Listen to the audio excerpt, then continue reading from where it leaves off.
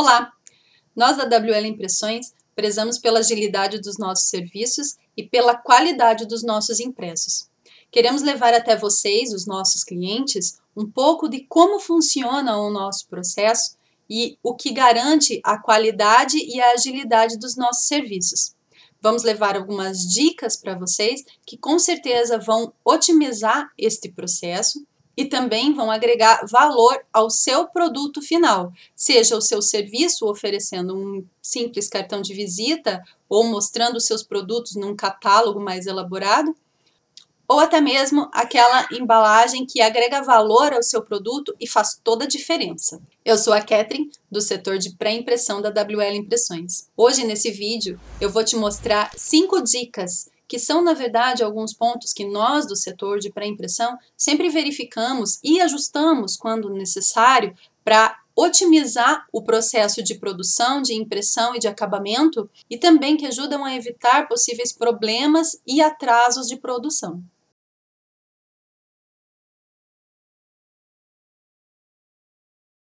Sangra é uma palavra muito conhecida já por algumas pessoas que já têm o hábito de mandar muitos materiais para impressão. Aqui a gente tem um esquema onde a linha vermelha é a linha de corte, é onde esse material vai ser cortado. A sangra nada mais é do que todo o pedaço da arte que vai ficar para fora dessa linha. A gente coloca essa sangra justamente na intenção de que, caso haja alguma variação na hora de cortar, não fique um pedaço do papel ou o fim da arte muito perto do limite de corte, dando assim aquele pedacinho em branco, sabe aquele pedacinho em branco que às vezes fica só um filetinho, fica feio e não fica profissional. Então, a gente sempre pede que se coloque 3 milímetros no mínimo de sangra. Quando o operador da guilhotina precisa cortar um material, ele não corta um por vez, ele corta uma resma, né? Dependendo da quantidade de produtos de impressos que você solicita, ele vai imprimir a resma inteira. Então, do primeiro para o último, por mais que a gente trabalhe com equipamento preciso, com esquadros, réguas e tudo mais, são mãos humanas que mexem. Então, eventualmente, pode ter uma pequena variação, sim. Uma variação de até 1 milímetro. Isso pode acontecer. Então, para a gente evitar que nessa variação de corte eu fique com aquele filetinho em branco ali aparecendo o papel sem impressão, a gente faz essa sangra. Também é importante aqui essa margem de segurança. Essa linha em azul pontilhada não é uma linha que vai aparecer na impressão. Ela está aqui só para mostrar que dentro do impresso a gente também deixa uma margem de 3 milímetros. Quando você cria o seu material, é interessante deixar essa margem de 3 milímetros pelo mesmo motivo que a gente deixa a sangra. Na hora do refile, pode sim haver uma variaçãozinha para dentro ou para fora do corte. Então, eu vou mostrar para vocês na imagem seguinte o que pode acontecer. Essas marquinhas em preto são marquinhas de corte. De repente, pode haver uma variação pequena aqui. Se mesmo aqui na marca de corte, mesmo que ele tivesse bem pertinho, mas para dentro da marca de corte, um desvio de praticamente menos de 1 milímetro, ele poderia degolar a sua arte, olha. A parte do BR vai ficar para fora, o enviar ficou para fora, o desenho ficou para fora. Tá? Então, a gente acabou eliminando um pedaço importante da arte ali na hora de cortar. Também pode haver, ó, aqui deve ter em torno de 3 milímetros de variação. Às vezes é possível que isso aconteça. É mais difícil, a variação sempre pequena, mas pode acontecer. Então, se eu não tiver uma sangra e uma margem de segurança adequadas, eu posso tanto degolar a minha arte, tirar fora mesmo, quanto deixar um filetinho em branco, que vai dar uma imagem nada profissional para o seu impresso. E com certeza não vai ficar com a qualidade que a gente quer. Aqui dentro do CorelDRAW, eu vou mostrar o que a gente tem que fazer. Esse material, como está aqui, ele é 10 por 15 centímetros. Então, ele tem 10 de largura e 15 de altura. Quando a gente vai fazer esse material, esse é o tamanho da página que a gente está trabalhando, 10 por 15. Aqui eu coloquei um retângulo para que fique verificado aonde vai ser o corte. Então, esse quadrado em preto aqui é a nossa área de corte, o tamanho da nossa página dentro do Corel. Tudo que eu deixei para fora dessa área é sangra. E essa parte de dentro, essa pequena margem aqui, é a nossa margem de segurança. Então, quando eu for trabalhar com o Corel, ou com Photoshop, Illustrator, todos esses programas eles trabalham basicamente da mesma forma, eu tenho que me assegurar que o tamanho que eu estou mexendo é o tamanho exato que eu quero do meu impresso, o que vai ficar para fora é a minha sangra, e eu preciso fazer uma margem para dentro onde não haja nenhuma informação importante que possa ser refilada junto com o refile final.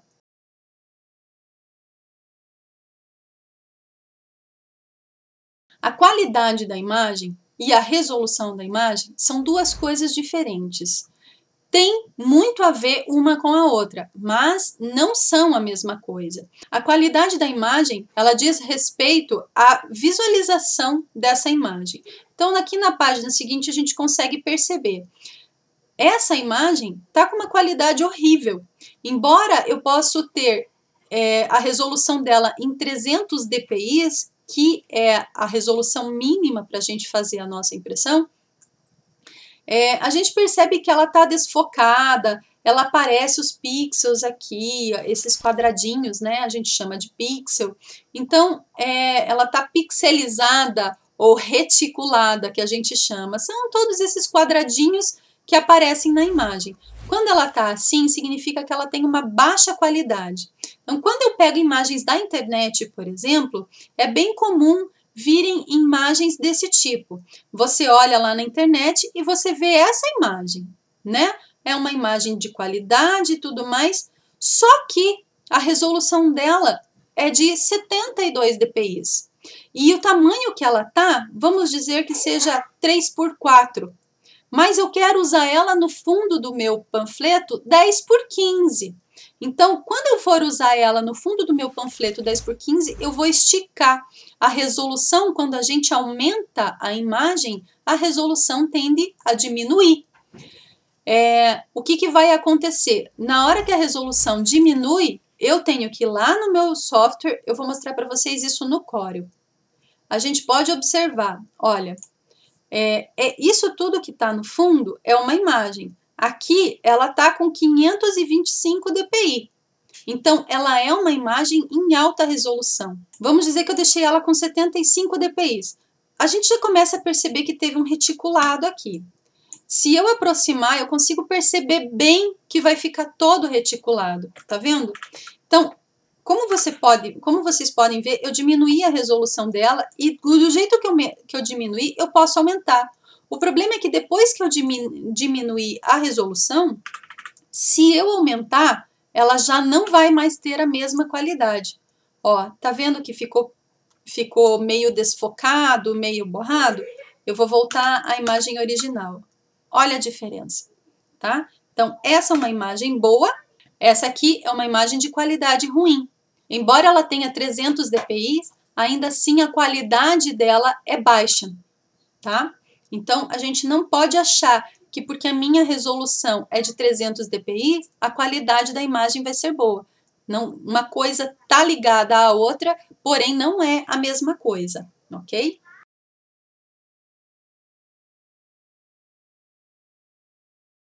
RGB e CMYK são dois sistemas de cores diferentes que a gente usa para web e para impressão. Eu vou explicar aqui a diferença. Basicamente, o CMYK é um esquema de pigmentos de impressão. As cores RGB, elas são o que a gente chama de cor luz, ou seja, ela não pode ser reproduzida impresso, porque ela não é um pigmento, ela é luz. Ou seja, onde que a gente vê as cores CMYK? No impresso. Todo impresso vai ser CMYK. Ou talvez, lógico, uma cor especial, um Pantone, alguma com uma pigmentação diferente do que é o CMYK. Mas o CMYK basicamente são as cores primárias que a gente conhece. Não é o azul, o vermelho e o amarelo, como a gente aprendeu na pré-escola. Na verdade, as nossas cores primárias para impressão são cian, magenta e amarelo. O preto não é uma cor primária, mas ele também faz parte do nosso esquema de cores de impressão, ok? As cores RGB, elas são aquelas cores da televisão, da tela, do monitor, do celular, tá?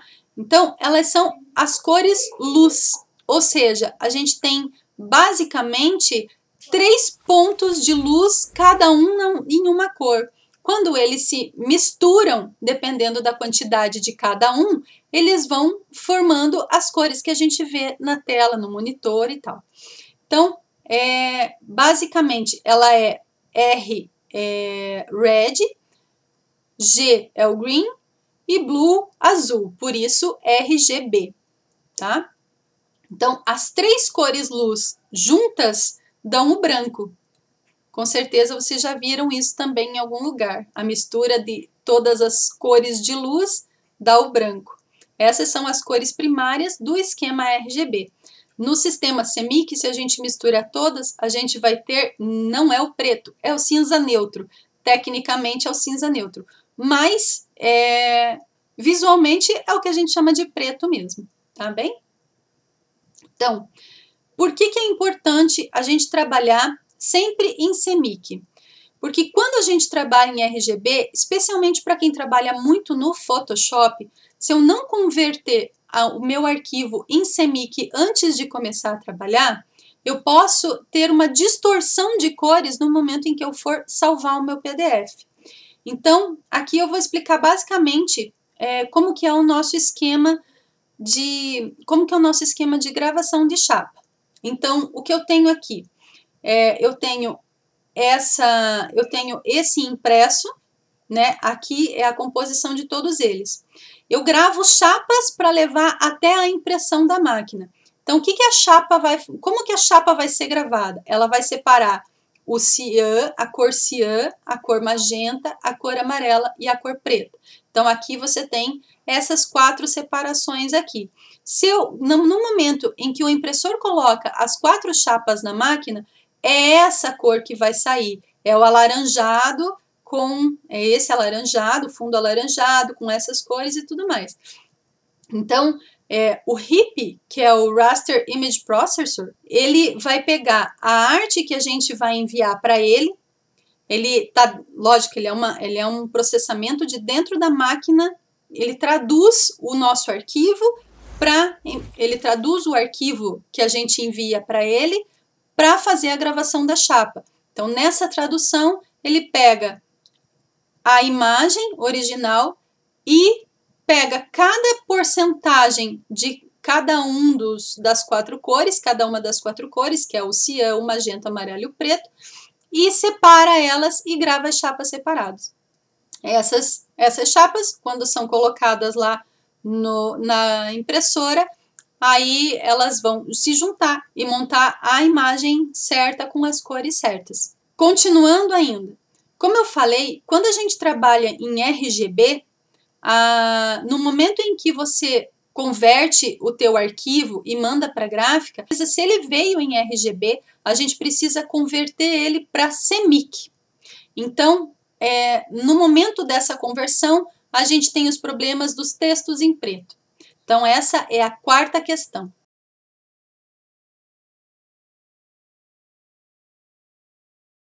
Os textos em preto, quando ele vem em RGB, normalmente ele vem nessa proporção. O cian vem com 87%, o magenta vem com 47%, o amarelo vem com 80% e o preto vem com 95%. Ou até algumas vezes, algumas pessoas fazem questão de eu quero que o meu preto fique mais preto. Aí ela vai deixar 100 no cian, no magenta, no amarelo e no preto. Essas são formas erradas de preencher texto. Por que a gente fala de texto? Texto, normalmente, eles são linhas finas. No momento em que o impressor coloca as chapas, veja, essas 4 chapas na máquina, ele precisa que a linha fina fique exatamente uma em cima da outra. Então, existe um trabalho grande para fazer com que tudo fique em registro, que a gente chama de registro, é nada mais, nada menos do que casar as imagens uma sobre a outra. Quando a gente tem o texto nas 4 cores, a gente tem um problemão. Não só textos, como linhas finas, às vezes em preto, a gente tem um grande problema. Na verdade, o impressor tem um grande problema.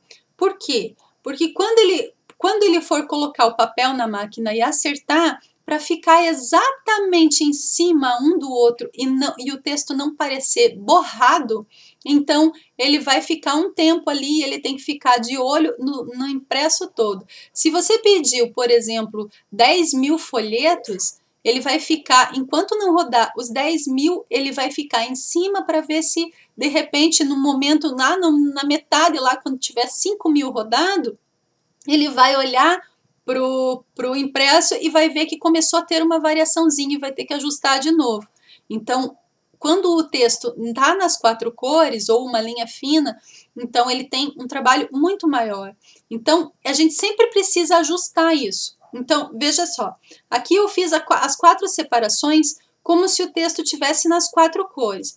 Então, veja, no cian, ele está preenchido todo em cian, todo em magenta, todo amarelo e todo preto. Isso é o que a gente não pode deixar acontecer, justamente porque o trabalho que o impressor vai ter, ele vai acabar demorando mais para fazer o impresso que não precisava. Por quê? Porque quando eu deixo o texto só no preto, que é assim, ó, ciano 0, magenta 0, amarelo 0 e o preto 100%. Quando eu deixo assim, o RIP traduz para nós que o preto vai ficar sobreposto. Então, aqui eu não consegui fazer do jeito certo, mas eu vou mostrar para vocês. Então, aqui, em teoria, os textos, aqui na prática mesmo, né?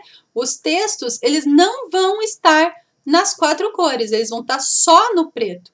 Então, o que está em preto é o que vai ser impresso. E aqui, ele está só no preto, no amarelo, no magenta e no cian, ele ficou 0%. Eu vou mostrar para vocês o que é a sobreposição na prática, para ficar mais fácil de vocês entenderem a importância de deixar o texto em preto e como isso auxilia muito o impressor na hora de fazer a impressão.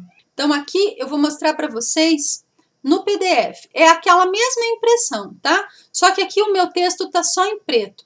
Então, o que vai acontecer? Eu vou mostrar para vocês. Primeiro, ele vai imprimir o cian, tá? Que é tudo isso aqui. Toda essa parte que vocês estão vendo em preto vai ser cian. Aí, ele colocou o magenta, né? Pode ver que aqui, nesse espaço onde teria o texto, ele tá como se não tivesse nada. Aí, a gente vai colocar o amarelo. Aí, ele vai chegar nessa cor. No momento em que for colocar o preto ele é a cor mais forte. Ele é a cor que sobrepõe todas as outras. Então, mesmo que você rodasse o preto antes, na hora que a hora que a gente colocasse o cian, o magenta e o amarelo, ele ficaria preto da mesma forma. Diferente de quando a gente coloca o cian e a gente quer que o cian apareça, se o preto estiver por cima, o cian não vai aparecer, tá? Então, quando a gente coloca o preto, ele vai sobrepor tudo aquilo ali. Então, deixa eu mostrar para vocês um pouco mais de perto. Ó, sem o preto, ele vai imprimir como se não houvesse nada de texto. Esse texto, ele vai sobrepor. Então, esse preto, ele vai ficar forte o suficiente para aparecer e o impressor não vai ter problema de registro, ou seja, o texto não vai ficar borrado, não vai ficar deslocado. Vocês provavelmente já devem ter visto alguma vez textos com um pouco de magenta, cian para o lado e o outro para cá. Isso acontece às vezes. No começo, quando ele está acertando, pode acontecer se o texto está nas 4 cores. Se o texto não tiver nas 4 cores, olha que beleza, ele não vai ter o problema para casar nada, porque vai ter todo aquele espaço ali que mesmo que haja alguma variaçãozinha, ele não vai ter problema. Lógico que o texto faz parte dessas imagens também, tá vendo? Então, ele precisa que o registro fique certinho para que as imagens também fiquem legíveis. Mas, pelo menos, é um problema a menos que ele vai se preocupar, não vai precisar casar o texto e as imagens, ok?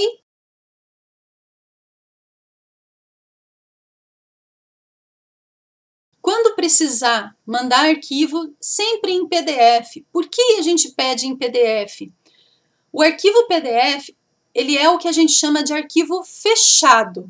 Fechado quer dizer o quê? Que a gente não tem como mexer. Na verdade, a gente até tem como fazer alguns ajustes, mas o teu layout, a cor da tua impressão, isso não vai ser alterado de jeito nenhum, tá? Então, por isso ele é um arquivo fechado. Ele é um arquivo seguro, porque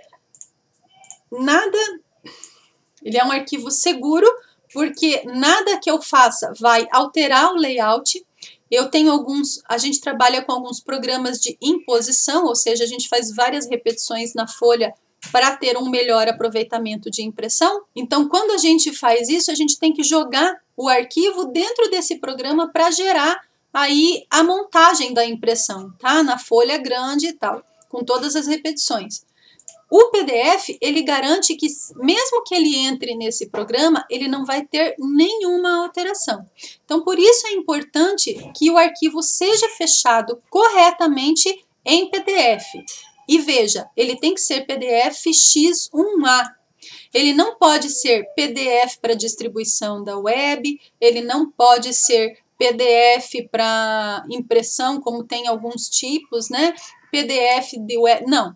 Ele tem que ser o PDF X1A.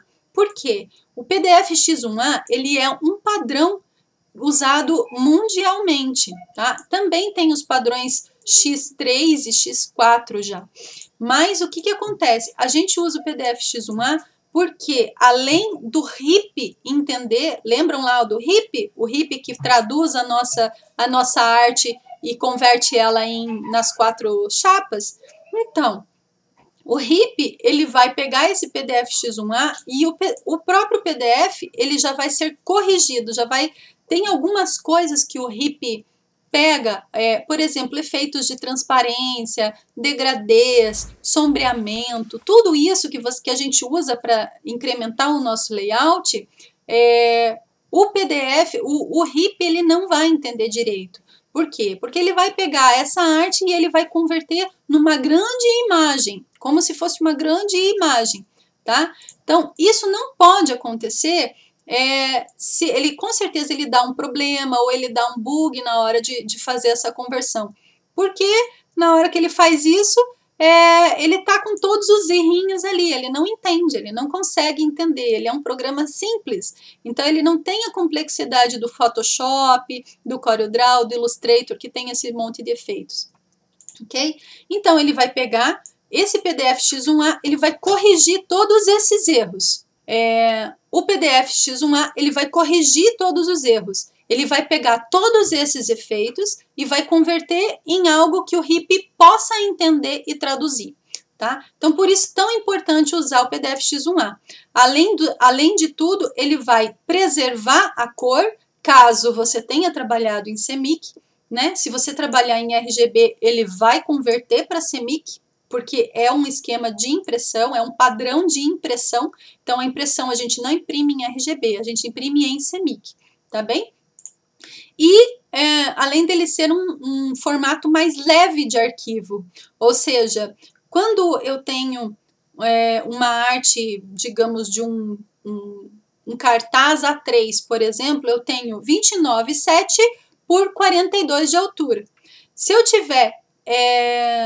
quando eu levo para o RIP, o que ele faz? Ele pega uma única imagem gigantesca e quebra ela em várias imagens pequenininhas, tá? Não vai fazer diferença nenhuma na qualidade do seu layout, do seu arquivo. Não vai fazer diferença. Ele é feito para isso. Mas o PDF, ele vai diminuir, ele vai pegar essa imagem grande e quebrar em várias pequenas, porque o RIP vai ler muito melhor várias imagens pequenas, muito mais rápido, do que ler uma grande demais, ok? Então é isso que ele faz. E aí a gente faz a gravação de chapas. Então, resumindo, né? O PDF X1A, ele dá a segurança do layout, ou seja, eu não consigo mexer no layout, alterar o seu layout. Ele vai preservar a cor que você originalmente criou, o seu material, e ele vai facilitar, melhorar a leitura do RIP para fazer a gravação de chapas. Vou mostrar para vocês um exemplo. Aqui no CorelDRAW, a gente já fez, né, os ajustes do preto e da sangra, e aí a gente precisa, primeiro, garantir que esteja em CMYK. Então, eu vou vir aqui em Ferramentas, Gerenciamento de Cores, Configurações do documento. Aqui em CMYK, eu vou colocar Coated Fogra 39. Esse também é um perfil internacional dentro do esquema de cores CMYK, ok? Mas se não fizer isso, não tem problema, porque no momento, dentro do CorelDRAW, no momento em que você vai gerar um PDF, arquivo, publicar em PDF. Nesse momento que você vai gerar o teu PDF, você pode configurar. Então, aqui dentro de predefinições de PDF, eu vou colocar PDF X1A, ó, não é para impressão, não é web, não é distribuição de documento, não é edição, é o PDF X1A, tá? Esse é o nosso padrão. Aí a gente vai dentro de configurações e aqui eu vou dizer preservar impressões sobrepostas, sempre imprimir, usar configurações de cor do documento, tá bem? Olha aqui, ó, Coated Fogra 39. Essa foi a cor que a gente disse para o Corel, esse foi o padrão de cor que a gente disse para o Corel deixar. Então, tá aqui. A gente vai dar um OK e aí a gente vai salvar. Eu vou salvar ali por cima. Então, aqui ele está processando, né? No momento em que ele terminar de processar, você vai ter o seu PDF X1A, tá? Então, dentro do CorelDRAW, é assim que a gente trabalha. Claro que no Photoshop, no Illustrator, no InDesign, todos têm o mesmo padrão. Se você trabalha com esses programas eles são específicos para esse tipo de coisa mesmo. A gente indica que quando você precisa fazer uma arte, que você utilize estes programas, ok? Porque esses são programas profissionais, tá? E eles são acessíveis a todo mundo. Então, você pode usar esse programa que com certeza ele vai te dar todos os padrões certinhos. Ele não vai ter, depois você não vai ter problema de distorcer cor e nem nada disso, porque você já vai trabalhar no padrão certo.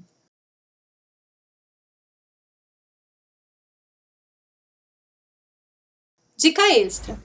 Se você tem um setor de design, mostre esse vídeo para o seu designer.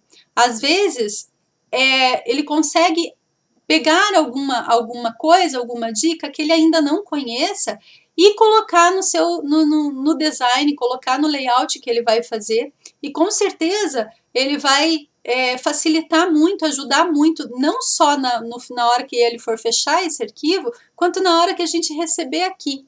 Todos os arquivos que a gente recebe, a gente gera um JPEG para mandar como prova, porque alguns problemas ainda podem existir de um computador para outro.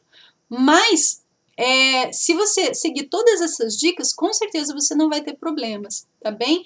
Mas eu estou em dúvida, eu não tenho um designer, eu não tenho um setor de design, mas eu preciso fazer um panfleto. Às vezes eu não tenho nem logo, eu preciso fazer um panfleto, eu preciso de uma logo, eu preciso, você pode me ajudar? No que a gráfica pode ajudar? Bom, aqui na WL a gente faz também a arte final, ou seja, a gente também cria layouts, a gente faz diagramação de material e a gente já faz dentro de todo esse contexto aqui, seguindo todo esse padrão que a gente já tem, tá? Para ter uma qualidade melhor de impresso. Então, se você não tem um designer, não quer pagar por fora, você acha, fala com a gente, liga para um vendedor, conversa, e a gente também faz o desenvolvimento de layout, ok? Não indico, por exemplo, que você utilize o Word, o PowerPoint ou Excel para fazer artes. Por favor, não faça isso. É um grande problema quando a gente recebe arquivos assim, tanto que a gente nem recebe, na verdade, a gente só recebe Word, PowerPoint e Excel quando o cliente solicita que a gente faça o layout para ele, justamente para ele poder passar as informações, ok? Mas não se arrisque em fazer o layout nesses programas, porque eles não são programas profissionais para impressão, para criação de layout. Não são, ok? A gente indica o CorelDRAW, o Photoshop, o Illustrator. Esses são programas profissionais que vão ajudar, vão auxiliar para que o seu arquivo venha perfeitinho. E se o seu arquivo vier bonitinho, direitinho, no tamanho correto, com as fontes corretas, com as cores corretas, com certeza vai ser muito mais rápido a gente avançar o seu material na linha de produção. Ele vai ser, a gente vai fechar, finalizar mais rápido, o impressor vai conseguir imprimir mais rápido e a parte de acabamento vai conseguir fazer toda a parte deles mais rápido, refile, corte especial, tudo isso vai ficar muito mais ágil fazer o seu material, tá? E com certeza a gente não vai ter problemas de qualidade, porque a gente em todos os setores, a gente sempre tem muito... Em todos os setores, a gente tem muito zelo pelo material, a gente olha muito os materiais que estão saindo e a gente preza muito pela qualidade deles, ok? Então, se você precisa muito de um layout ou não tem um designer, se você tem um designer, mostre esse vídeo para ele que com certeza vai ser muito útil. Se você não tem um designer, conversa com a gente, conta com a gente. Se você ainda tiver alguma dúvida sobre essas questões e quiser ligar e conversar com a gente e resolver sobre isso, por favor, fique à vontade, liga para a gente e a gente conta com você assim. E pode contar com a gente faz diferente e a gente quer te ajudar. O que você fizer e te der sucesso, com certeza vai ser o nosso sucesso também, ok? Tchau e até o próximo vídeo.